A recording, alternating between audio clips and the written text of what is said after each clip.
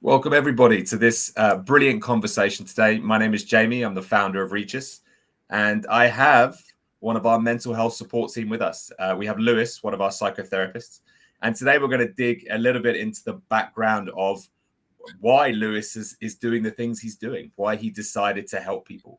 So, Lewis, welcome, buddy. Thank you for having me. Thank you. My pleasure. So what I'd love to start this conversation with is just a little bit of background about you. So the context that we're missing is, why did you become a mental health professional? Why did you become a psychotherapist? How did that journey begin? Yeah, oh gosh, I think there's so many stories that I can tell you. There's a long version, there's the short version. So stop me if I say too much. But I guess, for me, I want to go back to maybe the first time that I ever experienced anxiety. So I came from, mother and father who there was a lot of kind of domestic violence and emotional abuse that was going on, between father to mother. And I think my first period of notion of anxiety was hearing the arguments and wanting to do something, but too scared to do so. So that was when I first experienced that period of anxiety. So yeah, I came from a broken home after that, and it was quite tough growing up, living in East London, being quite poor.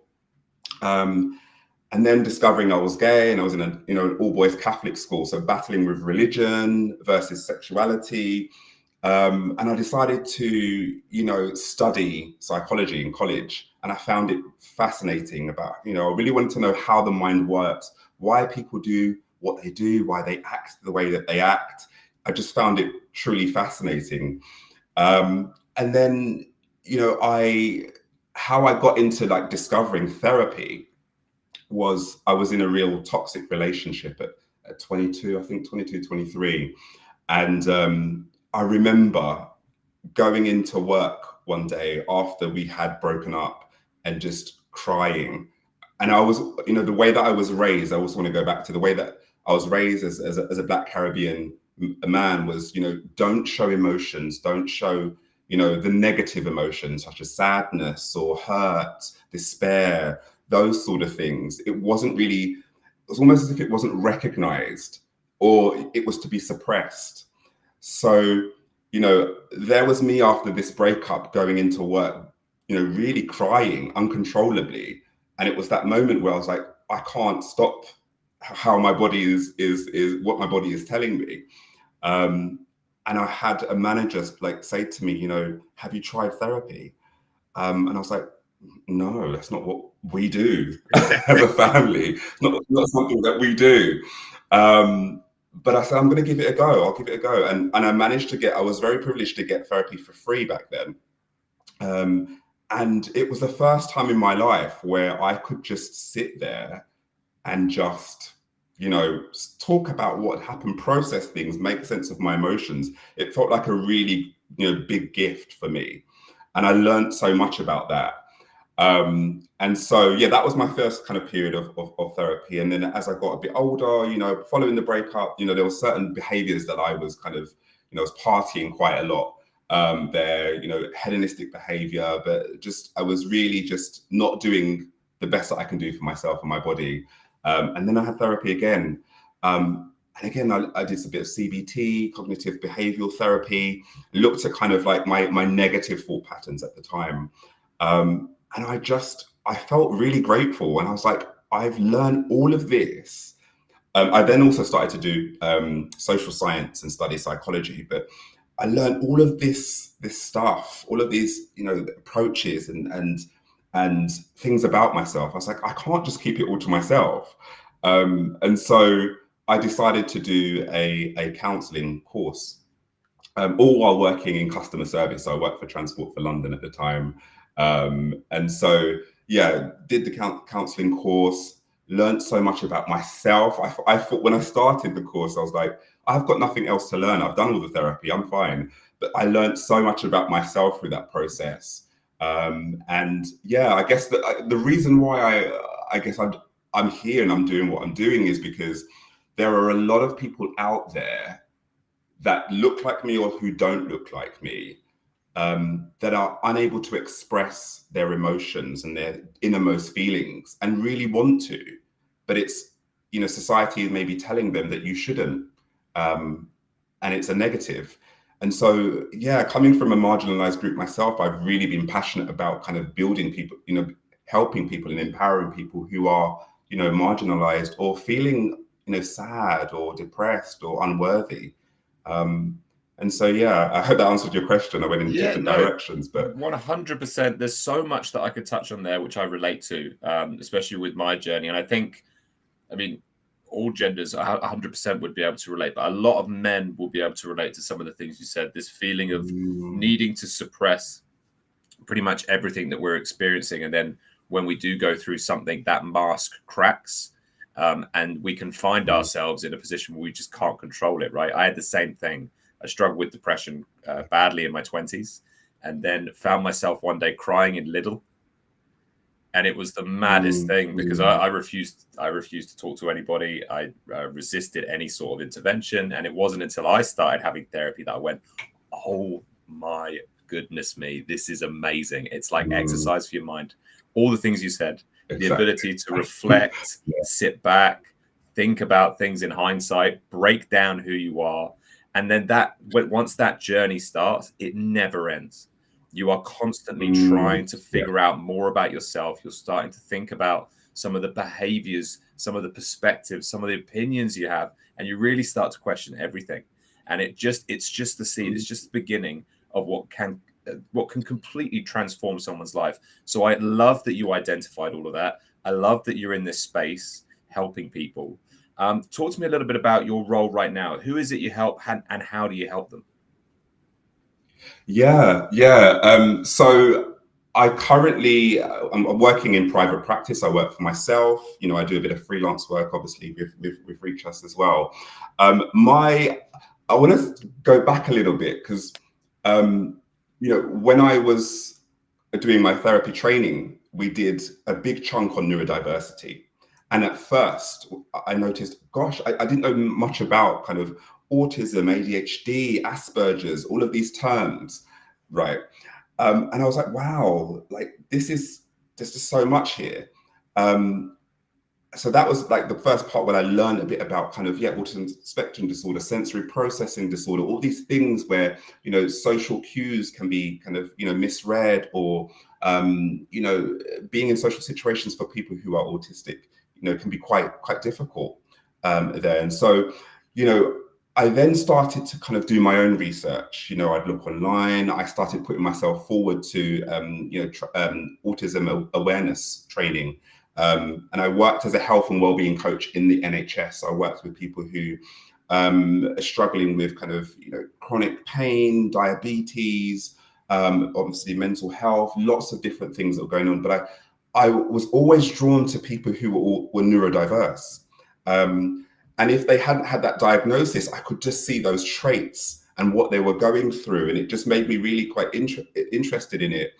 And so I just kind of decided I really want to work with this group of people. Some people maybe find that difficult to do, difficult working with difference, or, someone who's not neurotypical.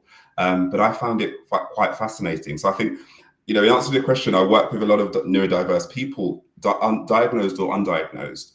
And also I work with a lot of LGBT individuals as well. Naturally, I'm a gay man. So, it is also my area of specialty. But my clients range from, 18 to 75, white, black, different walks of life, upper class, middle class. So yeah, I work with everybody, but I think a lot of my clients happen to be neurodiverse or LGBT, both as well. That's amazing. I think it's fair to say that we live in a very neurotypical heterosexual society. That's kind of what it's set up for. And a lot of people who don't fit into those two categories, they tend to just struggle in many different ways. Neurodiversity, I love. I have ADHD, and as soon as I got diagnosed only a year and a half ago, I started to unravel my past, and everything started to make sense. Or it is 100% the root of all of the stuff that I've struggled with, not necessarily the catalyst. And the more I sort of looked into, like you did, how big this neurodiversity thing was, I realized, actually, do you know what? It's a massive percentage of the population, massive, way bigger than people realize. We're only just starting to kind of unravel exactly what it does look like. And so, yeah, I think it's absolutely awesome, mate, that you support that community in particular. Is there any particular challenge you've noticed in neurodiverse folk, or is it generally different for each individual? It's different from every individual, and I was about to say something, and it really ties well into it. But I always go back to our ancestors. So what was our ancestors doing thousands and thousands of years ago, where there wasn't any deadlines, alarm clocks, expectations that we have nowadays. And what they did was they hunted for food. They would build their homes. It was a very simple way of life. Cut to modern day society, we've got all of these things that we're expected to be and do, which makes it really quite overwhelming there. Everyone has their own kind of special requirements in therapy and outside of therapy. But and I've also forgotten your question as well. But I was also thinking about, in the therapy room, there are certain clients, that have certain needs. So, for example, one of my clients doesn't like to have eye contact with me. They've mentioned to me that they find it difficult to remember what they've spoken about if they're having eye contact. If they're looking away, it allows them to process a bit more. So it's important for me to create that space where I say to them, choose a focal point that you want to focus on, which allows you to feel comfortable. I have another client who's autistic that has a fidget toy that they're constantly clicking during sessions there. And that helps them to really kind of find that piece of comfort while they're talking there as well, to feel grounded in the space. But you have one as well? Yeah. Well, mine's currently is my ring, but it will, if it's not that, it's something like this or something. Yeah. Yeah. And I think that's important to think about how people learn, how people make sense of, themselves, their lives. I think society rewards perfection. And perfection may look like, being very, very social, being a certain way, being always on 10. And there is a lot of masking that humans go through, whether you're neurodiverse or neurotypical. And it's important to think about how do I, as a therapist, accommodate that person, not try to change them as well. That's just really important to me, and I've had some really, interesting, I've learned so much from my clients in terms of how they want to process things, how they want to be in the room. I've had some of my clients arrange chairs so that they can feel comfortable, just noticing how they change when they sit in a certain position. So yeah, I don't know if I answered your question, but I guess I went on a bit of a tangent. Yeah, you did. So yeah. No, I think it was great. Basically, my question was, what challenges do you note in neurodiverse folk, and ultimately the fact that you work so hard to accommodate people in communicating in the way that they communicate, I think is fantastic. I totally agree. I think personally, the term masking in 10 years will be one of the most important terms that we have when we're talking about, well-being in any respect. I don't think that we've sort of caught up on the effects of masking yet. We don't really realize how negative the effects of masking can be. Obviously, we all mask in a certain way to a certain extent, but neurodiverse folk as well. The more I've read up and noticed it and spoken to people in my community, that masking is such a damaging thing. And so finding ways to accommodate people so that they don't have to mask is an absolute no-brainer. So talk to me a little bit about, is there anyone in particular who you help, or is it generally just people that fall into the category of neurodiverse or LGBTQ plus? Is there anyone in particular that you find sort of gravitate towards you, or is it very varied, your client base? Do you know what? If you asked me maybe 3 or 4 years ago, I would say that most of my clients or most of the people I want to work with are LGBT. And naturally that the people that gravitated towards me were people of color because I'm a black male. But if you look at my client list, and I've also been fascinated by, the differences that I work with, So I don't want to put myself in a box and say that I will only work with this type of individual. I will say, come as you are, and let's kind of figure things out together. I always say as well, finding a therapist is like finding a partner, boyfriend or girlfriend or whatever. That it has to be the right fit. And sometimes you don't know initially in that first meeting that if that person's going to hold you or if that relationship's going to be, a good health, a good rapport. But I guess I don't know actually, what type of individual I work best with, because there are many facets to my personality. And there are many facets to other people's, and it's really about if we gel as well. So I hope that answered your question, but yes, I work with LGBT people. Absolutely. Yes, I work with neurodiverse clients, but it really depends on the individual and how we fit together. And it's important for me to create that space so that they feel seen and heard as well. That's what I was going to say. I think it's very clear that you're willing and you're excited and passionate about the idea of accommodating anybody that wanted to talk to you and helping them. What is it about my organization, ReechUs, that you found would be kind of an attractive organization to work with? I really like that it's a kind of a startup. I know that it hadn't been going for a while, but also I saw a lot of friendliness as well, and I felt very welcomed. Even though there hasn't been kind of a lot of face-to-face communication, I feel very welcomed into the space. And I know it's an EAP platform, and I like the design, the layout of things, and I'm also interested to see how things grow as well for the future. So yeah. But overall, I've had a really positive experience, kind of speaking to yourself, speaking to Hannah as well, and I'm really kind of excited to see where things go. That's awesome. I mean, look, we're so proud to be able to kind of like have people like yourself who are so passionate about what they do and create so much value in people's lives. We feel very honored that we get to pair you with employees who need help and need assistance. Thank you so much, Lewis, for coming and having a chat with us and talking a little bit about your background.